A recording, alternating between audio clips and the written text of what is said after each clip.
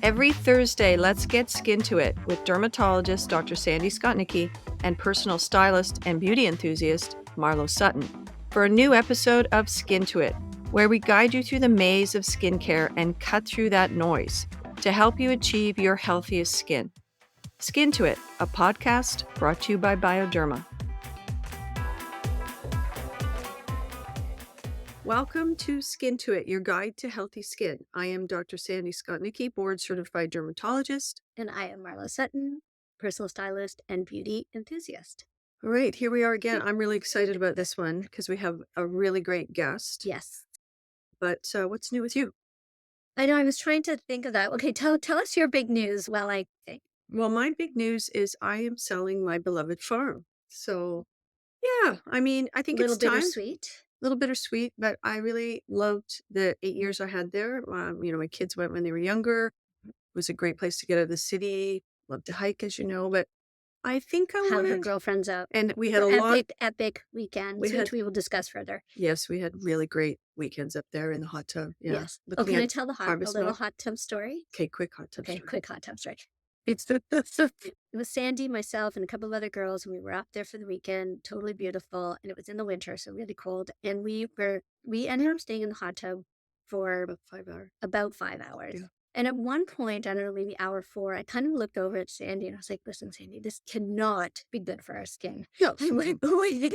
And she's like, as a dermatologist, everything in moderation. I'm like, you're right, but this Everything is in so much moderation. fun.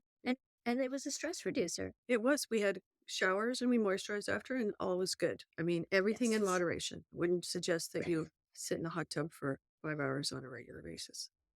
But once in a while. So today's episode is something that's really close to my heart. It is sensitive skin. Is this epidemic? And it is an epidemic. Is it real or imagined? I wrote a whole book on the topic. It is something that is very trendy. It's talked a lot about on TikTok. Although we did review the TikToks, there wasn't that much on it. No, not Yeah, much. it's not very sexy, dog, but it's a very common one. Yeah. So, But you know what? Obviously, Sandy's book, Beyond Soap, was a huge, it really influenced me in the way I take care of my skin. And I actually luckily, I don't have sensitive skin. But I want to be putting the best ingredients on my skin. I don't need to be overwashing it and stripping it.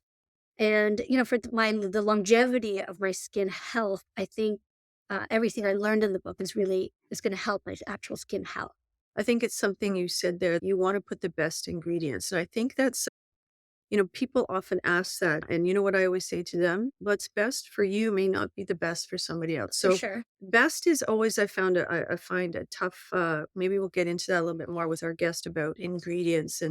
But let's, like we do on this podcast, let's define sensitive skin. Sandy's going to give us a good medical definition. Good old medical definition. Well, this is another one where there is not it's not some accepted definition around the world, but most scientists will say sensitive skin is subjective. So that's the most important thing because some people have no visible evidence. It's subjective. Right. So you may think you have sensitive skin, but you don't actually see anything. So subjective, cutaneous hyperactivity. Cutaneous is the fancy word for skin.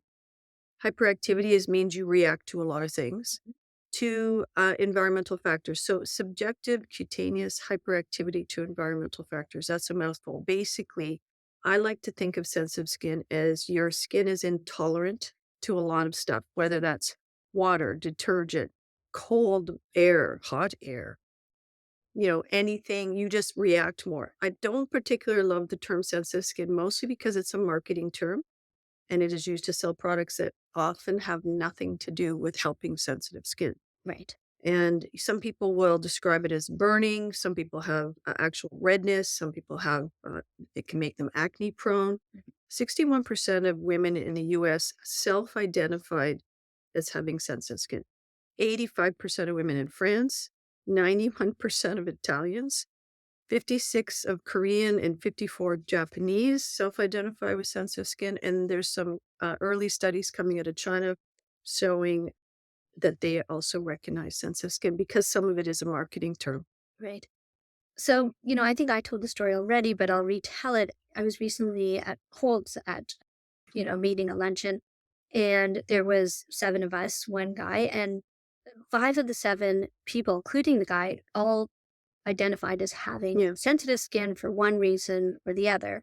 So, what's really causing all this? And I'm using Mhm. quotation marks, even though you can't see it, sensitive skin.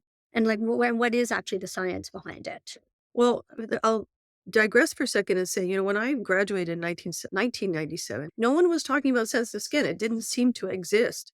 So obviously it was there, but it was probably called what sensitive skin really is a irritant dermatitis, which is again probably more information than many listeners want to know. But there's really the basic thing that's going wrong with sensitive skin is your barrier function of the skin is not working. And again, barrier function or barrier repair is a very trendy topic, and sometimes it's just used to sell products. So I like to think to explain that the very, very outer part of the skin is like a brick wall.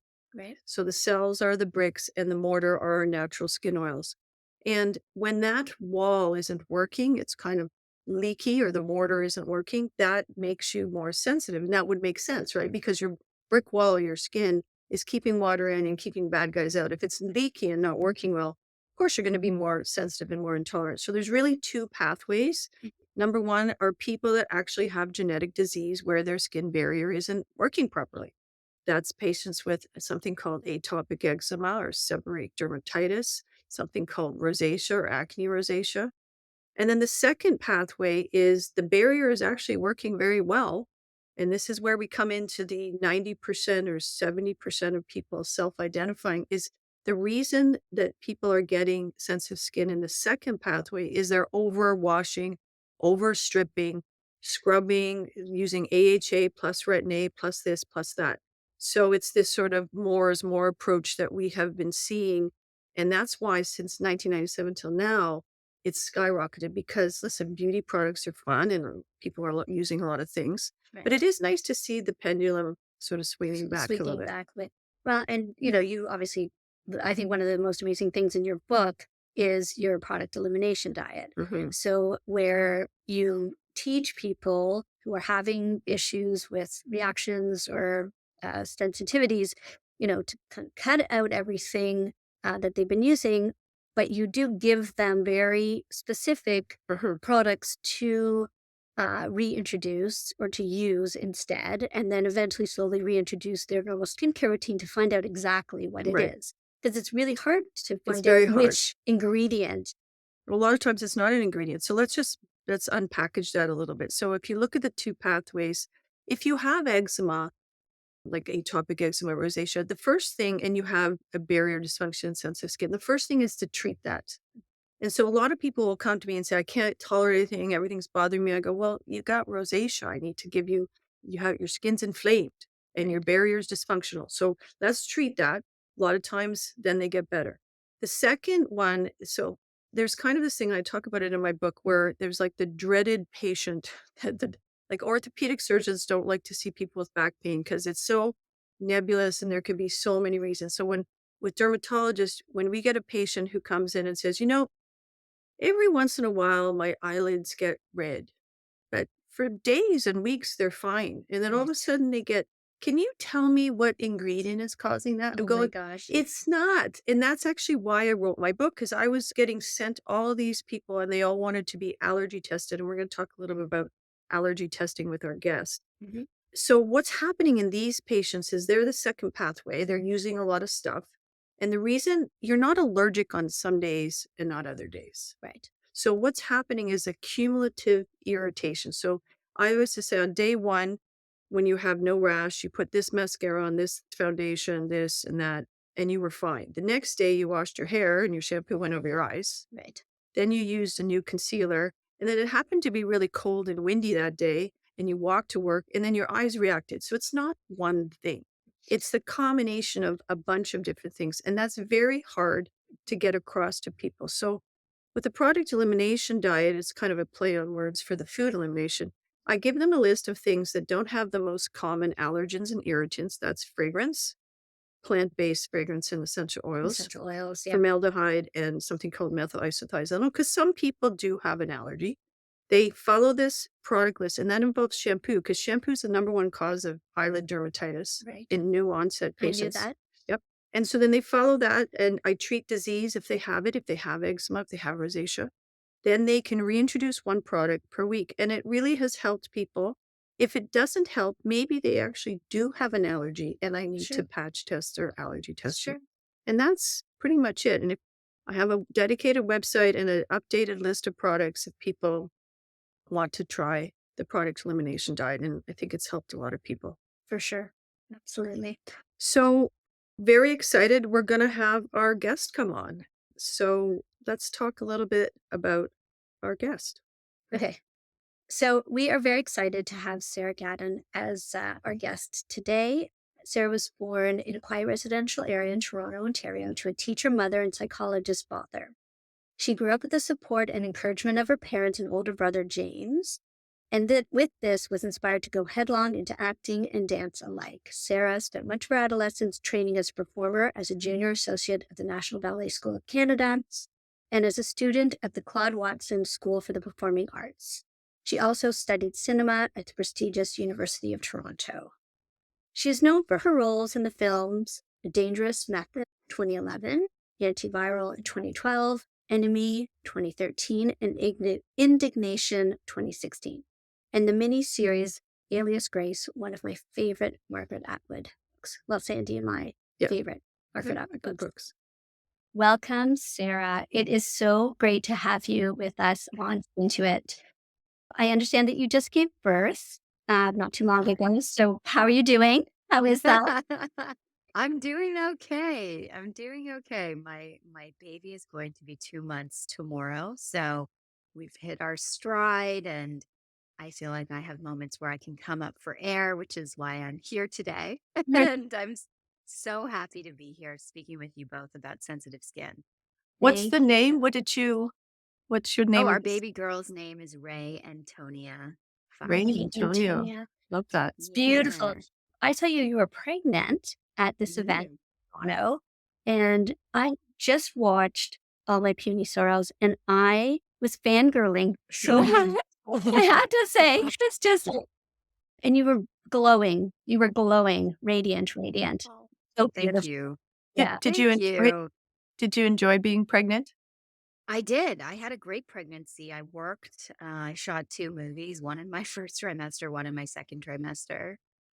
Yeah, and I was pretty active, and it was really the recovery post birth that I found to be the most difficult because I had a vaginal delivery, I had an episiotomy, and the baby was vacuumed at the very end. So I actually felt like the weeks, the 3 weeks after my birth were the most intense I've ever felt in my whole life physically Right. recovering from it. Yeah. Whereas, and that to me was a surprise because I had heard so much about, what can happen during pregnancy and what can be tough during pregnancy, but not a lot of people had spoken to me about, the immediate recovery post birth, which I found extremely intense.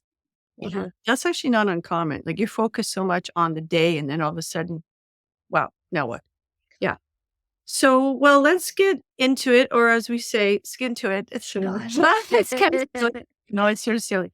But part of the reason I wanted you to come on to talk about this subject is because you suffer from sensitive skin. It's actually how we got to know each other professionally. You came to see me as a patient, I think, for an opinion on allergy testing or patch testing, which we can chat on, which you have not had yet, but I think it's probably something we should do. So tell us a little bit about your journey. We kind of already defined sensitive skin for the listeners as people, I like the term more intolerant skin that just doesn't tolerate a lot, gets red easily, gets dry easily, can burn, sting. What's your journey been with your sensitive skin? Well, I've always had, quote unquote, good skin throughout my teenage years and being an adult. I've had really, really good skin. The tricky thing for me is that I'm an actor. And so I spend a lot of time, a good half the year shooting something. And that is when I'm wearing makeup every single day, more makeup than I would in my regular life. And then the rest of the year, I'm usually promoting, doing photo shoot, doing editorial. And that is even more hard because often I'm kind of at the mercy of the makeup artist on the day, which can be a revolving door of different, people. And so that's kind of when I first started to really struggle with skin issues. It was in my early 20s when I was doing a lot of editorial photo shoots in New York, in LA, and just having to work with a lot of different makeup artists who were using a lot of different products on my skin. And that was like in terms of skin prep, using different products to skin prep, different makeup products. And that's when I started to really encounter a lot of issues with my skin. And I feel like I've been through so much. And then part of that journey now, I'm in my mid 30s. I work with the same makeup artists who use, lots of kind of natural products. And when I go to work on camera, I do my own skin prep so that I'm not trying lots of different products. And when it comes to makeup on camera, I try and use the same foundations, ones that I know my skin can really tolerate for a long period of time. How bad did it get before you went to see, Sandy or to see a doctor? Oh, I mean, years. And part of it, I mean, part of it is that I'm traveling so much too, Well, So I remember I first started having this problem when I was working in New York and then London in my early and mid 20s, where I would just break out in hives all over my face. And I think we talked about that when I came to see you, Sandy. I grew out of that. yeah. And then I had lots of contact dermatitis. Sensitive skin really is a contact dermatitis. It's not the sexy marketing term. I mean, it's basically irritant dermatitis. So your skin is, it's flaky red. One of the things a good tip for the listeners, I mean, obviously you're an award-winning actress and or you're traveling and going different places. If you have an issue with sensitive skin, like Sarah, you kind of came to the conclusion. What I tell people is find things that work for you and stay with them and try not to. And it's hard because beauty, and this is part of what our podcast is about, is the fun, creative part of it, opening a package, smelling something, it's cool. But for your basic stuff like your washing, your moisturizer, your foundation, if you have an issue with sensitive skin and you're getting a photo shoot or you're going to get your makeup done, prep your skin before. Tell them not to prep it. Bring your own foundation that you know that works for you. And that's a great starting point because those are really the more problematic areas or products when people have sensitive skin, in particular the cleansers and the moisturizers. And I also find too, often in a shoot, you can be trying on a lot of different makeup looks and then they're taking them off and trying something and taking them off and trying something. Or for prosthetics or Well, on set, if you are, you're shooting a night scene and then you're shooting a day scene. And so often I found a lot of the times it was the removal of makeup that would cause a lot of problems. And that's when you're kind of messing with your skin barrier.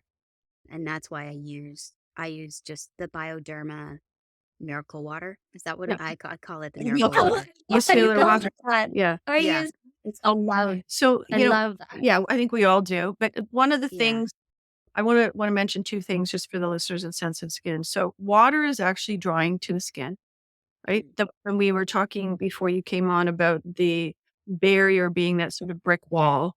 And so the water dissolves the mortar, and the hotter the water, the more you're gonna dissolve it. So if you're washing your face 3 or 4 times during a shoot for different makeups, you're exactly right. It's actually the washing. And of course, if you moisturize, you can repair some of that. But if you use I actually don't use a lot of water on my face. I use the No, the micellar micellar water. water, which is technically someone pointed out to me on Instagram. That doctor doesn't know what she's talking about. It's still water. All right. Yes, it is. But I'm not using extra tap water. Okay. Mhm. So you put the micellar water and micellar is the basic functioning unit of a detergent. And so it's just sprinkled in the water.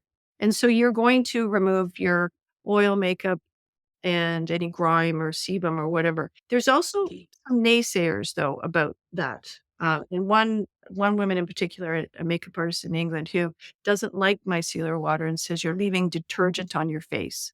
So to that I say Bioderma actually has studies with their micellar water to show that it repairs the skin barrier. You're not damaging it. It has moisturizing properties. So a great thing to travel with. They have travel sizes too. And what other tips? Like, I mean, you travel so much. What other tips when you're traveling for your sensitive skin? I mean, that was the question you wanted to ask, I Yeah. think. Well, I wanna know, I guess, so when you're not on set and you're not working, so are you just letting your skin breathe? Um, yeah. Yeah, I am. In fact, that was something that I realized. I mean, I never in my day-to-day life was wore a lot of makeup, but a couple of years ago, I had LASIK eye surgery, and you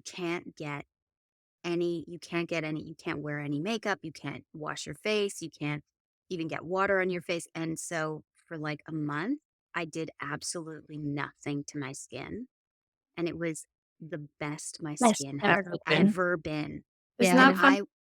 I was like, it was this total aha moment of, oh my God, I have to unlearn all of the marketing Mm-hmm. and all of everything that I've ever been taught about skin health, skin hygiene, Uh-huh. and give my face breaks. So now I really do that. I don't even really use a cleanser on days where I don't wear makeup. I don't cleanse my skin.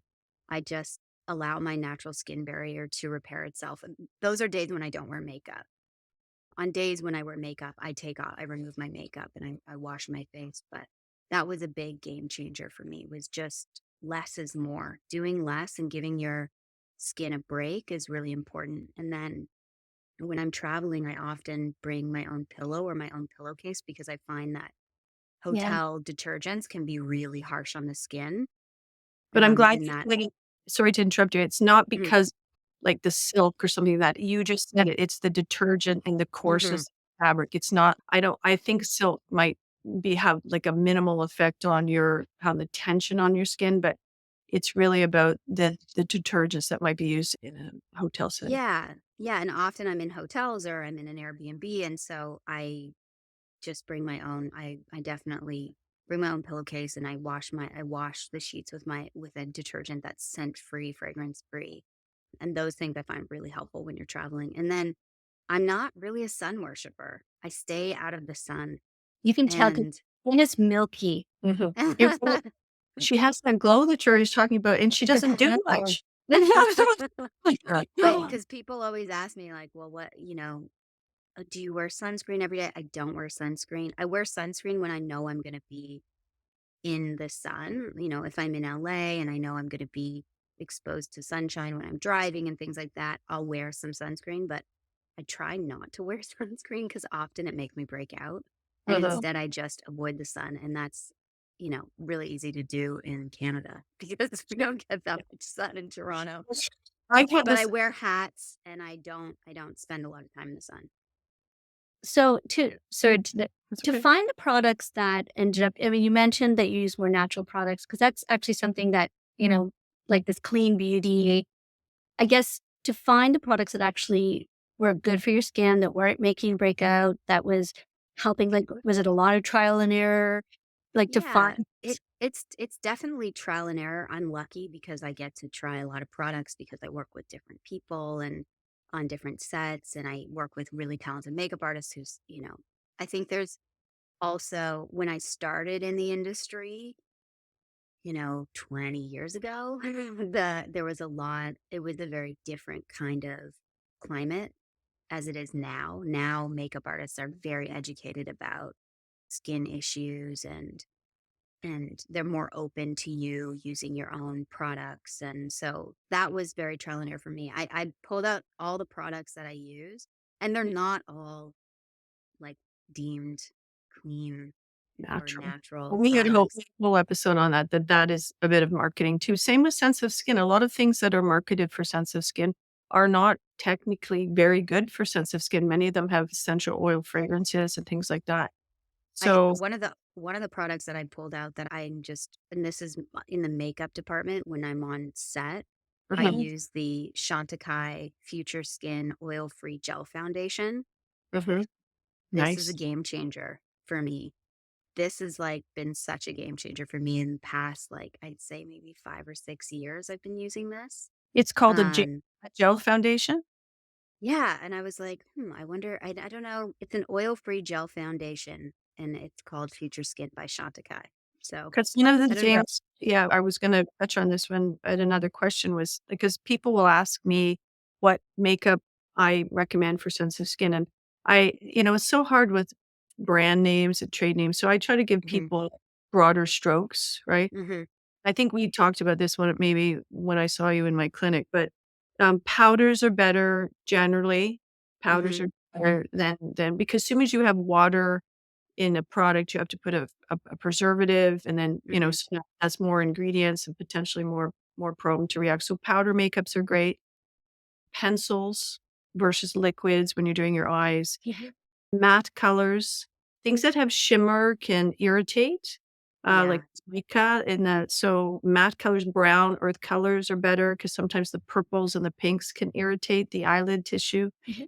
And then I know there's setting sprays, I think you were Oh, I talking about just that. said. Yeah.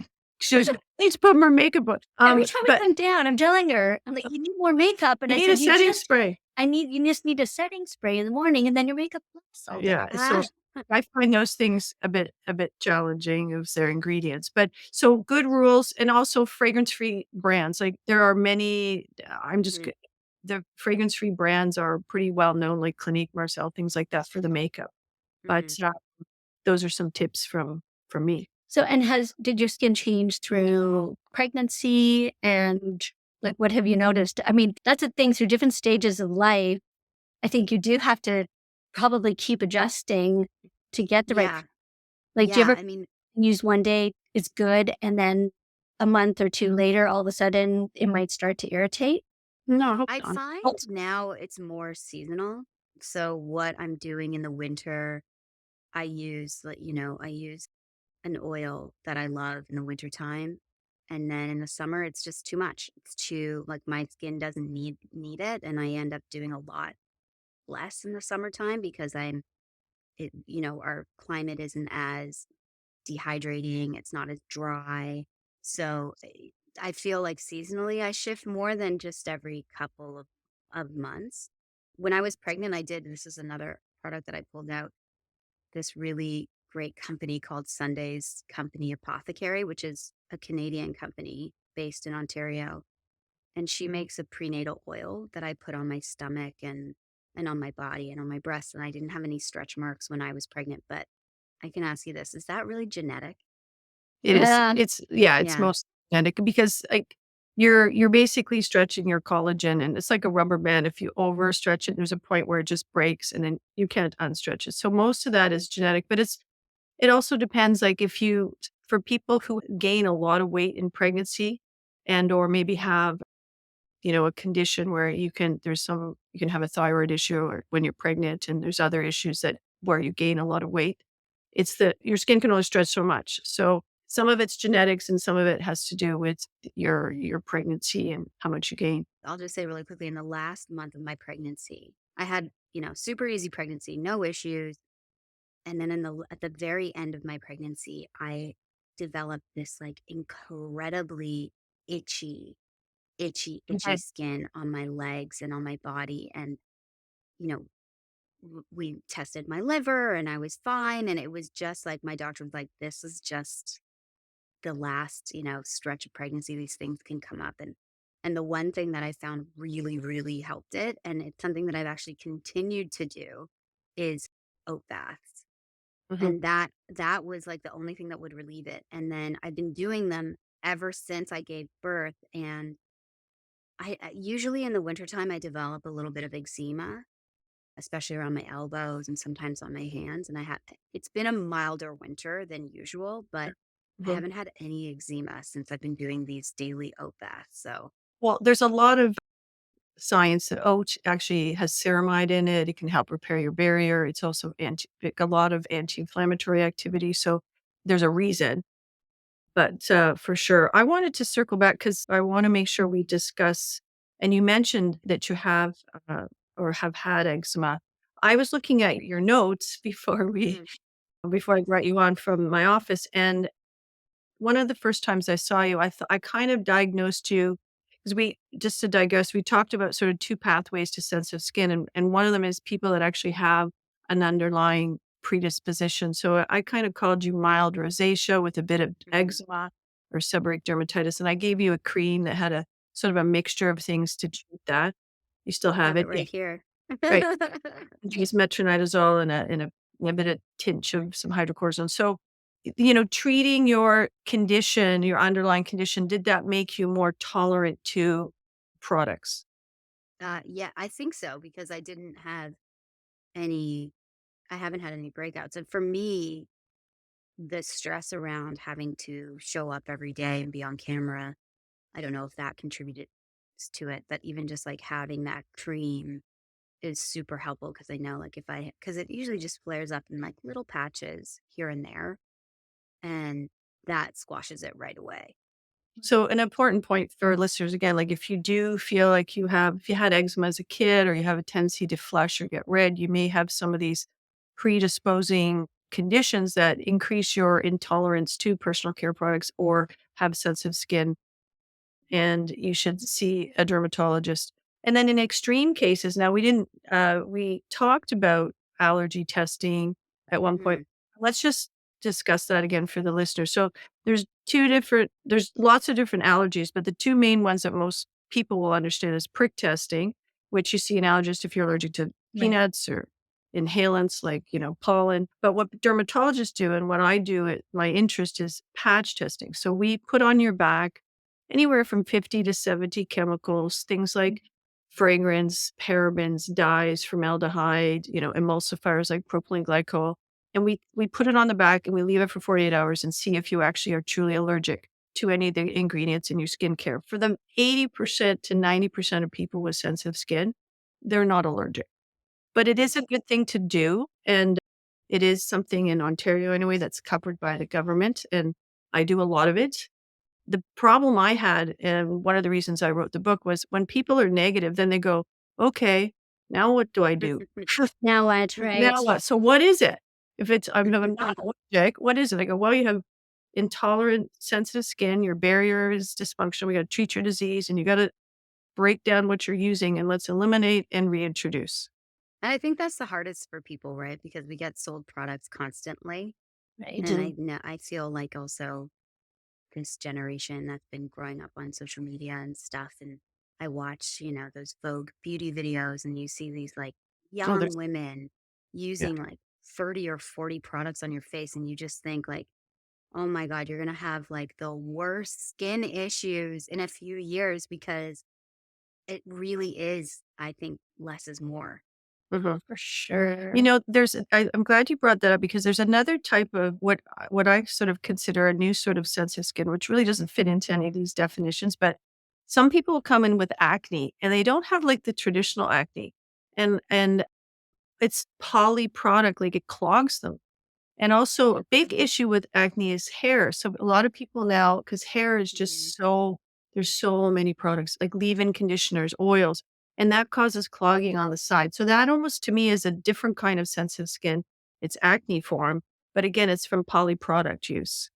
Mhm. So And it must have been so difficult because for you, if you had these reactions, and then every time I'm sure you would go on set, you knew that they were going to use all these different products, then it creates stress, Mhm. which probably makes you even more sensitive to these products, right? Just Now I just say to them, I'll get contact dermatitis. And as soon as you say dermatitis, they go, oh no, right. like I don't want to be responsible for that. Like whatever you want, whatever you need. Sure. Yeah, and I think at first they feel a little like self-conscious, like, oh, well, are you gonna be, hydrated enough for me to put makeup on you for it to look good on camera? But I feel like my skin prep and my taking off my makeup at the end of the day, I'm very good at that so that it's just easier for everybody.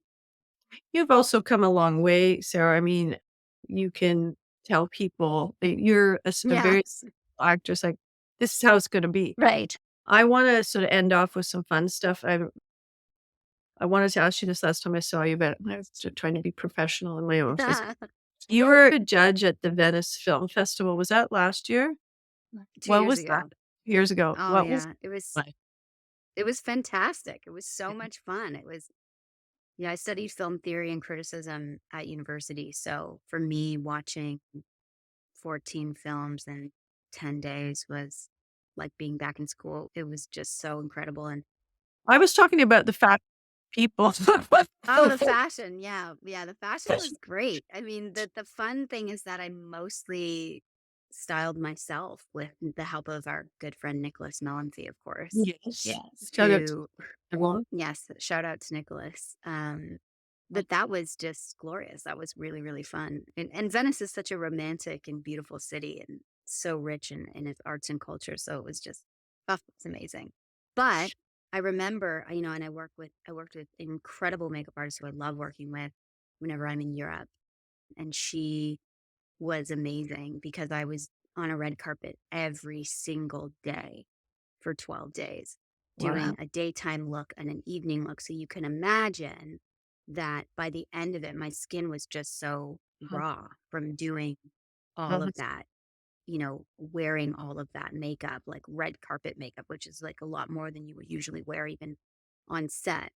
And actually, one of the things that I would do at nighttime was I would wear this mask, this Joelle Curcicchio, Mhm. who's she's a French facialist. She has her own product line, and she has this thermal blossom mask, and it's just like a hydrating mask. And I would just wear that at the end of the day so that my skin could just kind of like recoup for the next morning of hair and makeup.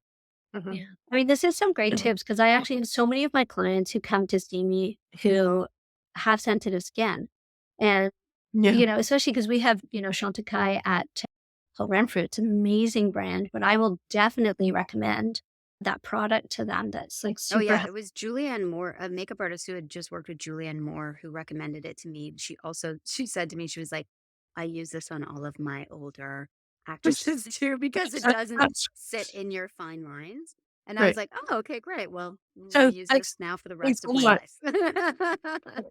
Well, listen, we want to thank you very much for being on. You've been such a great guest and so fun. Is there anything you want to add? Any wisdom? I'm guessing you're taking a bit of time off, but do you have anything coming up that you can tell us about Yeah, work wise? I'm adapting right now. I'm adapting a novel, Heather Mm. O'Neill's Lullabies for Little Criminals, to direct, hopefully later this year or early next year. So I've been working on screenplay, which has been exciting and difficult and challenging and new.